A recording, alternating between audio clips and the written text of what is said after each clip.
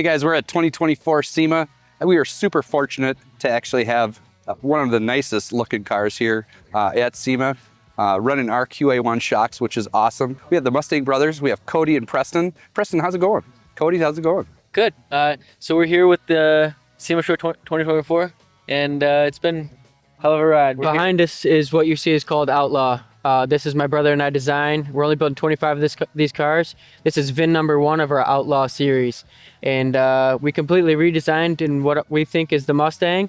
And we started out with cutting a hole in the roof to put a glass roof in it, more of a panoramic, and completely flush mount. And we got our Roadster spec in the back, which makes it a 2-seater.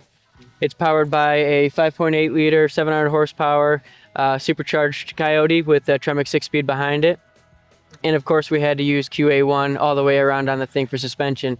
We've been using QA1 for 10 plus years. Every one of our restorations back home gets the QA1 treatment. You just can't go wrong with QA1s. And if you can see the rear tires in the back, they are stuffed in those wheel wells. So with those QA1s, when that thing launches, it holds it there. So. That's a 12-inch wide forge line wheel in the back, so we wanted to make sure this body wasn't going to come down on it. So QA1 helps out with that quite a bit. Sure. Yeah, you guys stopped down at the booth and, basically brought attention to us, showing that you have our shocks on there, which is awesome. Yep.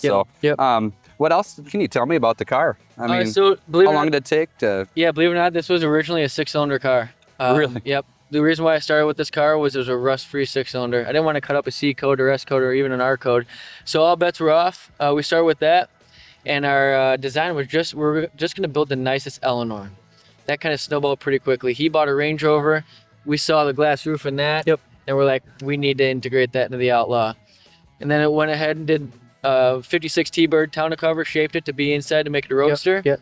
And then about 6 weeks ago, I decided, what else could we do for SEMA? So I cut up the dash and the firewall to make it a right-hand drive. So basically from idea to execution to what you see here is about 9 months. And a lot of these guys, they pre-plan their builds years in advance. We work off the fly, and the hole was cut in the roof in this thing about 2 months ago. It was just because there's snowballing. We're like, hey, let's do something wild and crazy. We've already done the right-hand drive, but let's get a hole cut in this roof and let's get a mold sent out and just make it wild and crazy. And so this car has literally been built by the fly for the last 9 months with just ideas popping in our head. You notice it in the mirrors. Obviously, the exhaust. There's no exhaust. What's going on with that? So, tell us a little bit about that. What we wanted to do, we were in the Ballot Builder, so our idea was to make it as easy as it can for the judges, because we know it goes up in the air. Also, we're going to show it underneath with mirrors. So one less thing you can judge is having an exhaust system underneath there. So what we ended up doing was made some custom headers, and then we ended up channeling the frames on this thing with something called a convertible inner rocker, which is a huge gusset, basically, that we ran stainless pipes down with wrap and glass all around it. So this way the pipes come off of the headers almost immediate into a 90-degree, and then they disappear, and they do come out the sides. It was also just another thing for SEMA. We really wanted to show our skill for SEMA, and I think we just achieved it with that. Yeah, and you were telling me a little bit earlier that even when it's running at full temperature, you don't even feel the temperature. Absolutely. Yeah, so we wrapped the exhaust fully, and since it's out the original outer rocker, and then it's also got the fiberglass on the outside of that as well, it's completely encased. Because the idea was, after painting the car the Brittany blue, nothing can happen to that paint, especially heat transfer. So that was the biggest thing we were taking into consideration. If we were going to do the hidden exhaust, how can we do it and execute successfully without ruining anything on the outside of the car? Yeah. So tell me a little bit behind the right side drive. Is there a reason why you did that? Is there? I'm a fabricator. I was on the Hot Wheels Ultimate Challenge TV show as a fabricator, so I wanted to come here and show my fabrication skills. Believe it or not, making a right-hand drive wasn't too hard for me to do.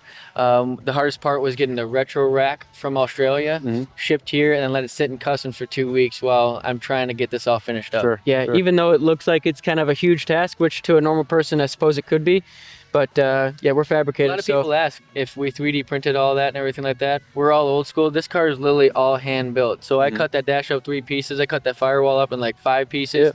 Made it all work. Yeah. We are so excited to see our shocks on there, that's for sure. Our coilovers, we're super glad that it actually rides just as well as it looks.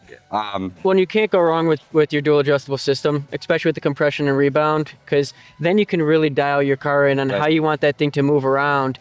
And with your dual settings, it really can achieve how you want it.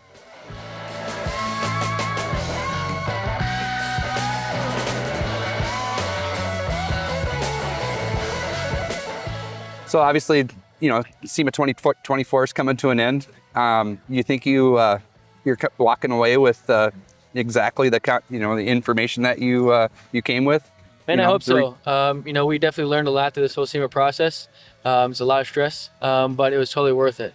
We can't wait for next year. We'll come back with something even better. Yeah, we're just small town kids in a small town shop is what we are. And just to be out here in Vegas with the big dogs, we came out swinging. And we're only 30. These are some seasoned guys in here. And I feel like that we're young guys keeping the legacy alive. We're ready to compete, yeah. I want to thank you for bringing it to our attention. That's for sure. Thank you. And thank you for using our product. I really appreciate it. No problem. Appreciate Good luck in the future. Thank you.